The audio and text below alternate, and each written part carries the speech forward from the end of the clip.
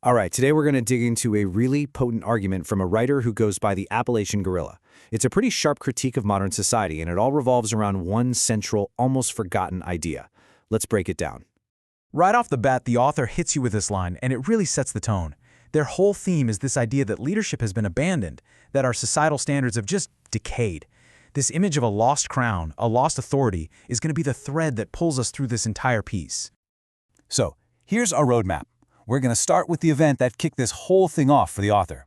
Then, we'll dive into their critique of society, introduce this core concept of virtue, and see how it stacks up against what we call virtue today. We'll wrap it all up with a really powerful story and the author's final call to action. Okay, so first up, the inciting incident.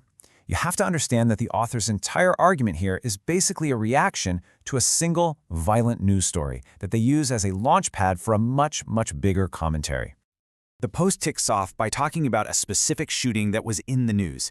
Now, for the author, this isn't just some random act of violence. No, they see it as a symptom of something much deeper, a kind of systemic rot that they believe is eating away at the country. It's the starting point for everything else they're about to say. And boom, the author doesn't waste any time with their diagnosis.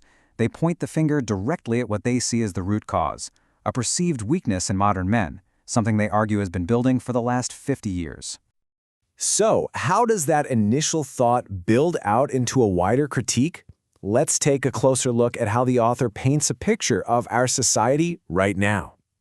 According to the author, this weakness boils down to a few key things. First, they point to our unprecedented luxuries, which they say have made us all complacent. They also call out the belief in turning the other cheek as something that encourages people to be passive.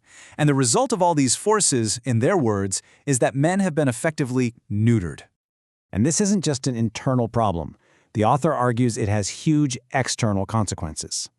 This perceived weakness isn't just a domestic issue. It gets projected onto the world stage, making the nation look, and I'm quoting here, like prey. Okay, so after painting that pretty bleak picture, the author pivots to a solution. Well, maybe not a solution so much as a return to an old ideal. And this is where they introduce the absolute core concept of their entire argument. And that term is virtue.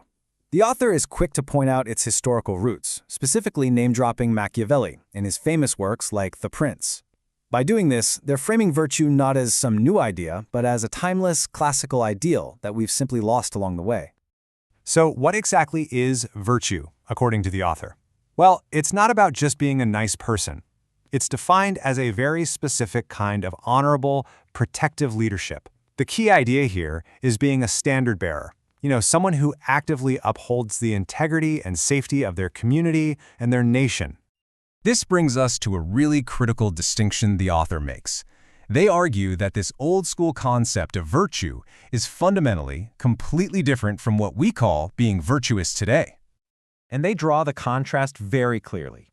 On one side, you have virtue, which is framed as authentic and real. It's all about honor, manliness, and protecting your people. But on the other side, you have modern virtue, which the author describes as performative.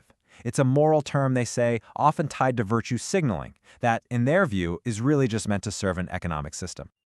Now, to make this idea of virtue feel a bit less abstract, the author shares a personal story from their youth, a story they believe perfectly shows what virtue looks like in the real world. So the story goes like this. When the author was a kid, they were jumped by some older kids who stole a bike. A man from the neighborhood saw it happen, and he didn't hesitate. He physically intervened and stopped the thief. Then the local police showed up, and, according to the author, they upheld this sort of unwritten code of the community. They arrested the thief, but they also arrested the parents for neglect. And here's the absolute key takeaway from that whole story. For the author, that man and that cop were embodying virtue. Why? Because they weren't just following the strict letter of the law. They were acting on a deeper community code. It was about enforcing a shared standard of what's right and what's wrong. So all of this, the critique of society, this concept of virtue, the personal story, it's all building to the author's final conclusion, a direct challenge to you, the reader. The author poses this huge rhetorical question, which really just sums up the entire essay's feeling of loss. What happened to those guys? The ones who upheld the code, the men who had virtue? Where did they go? And they don't just leave that question hanging in the air. The author turns it right back around, arguing that the responsibility now falls on the individual.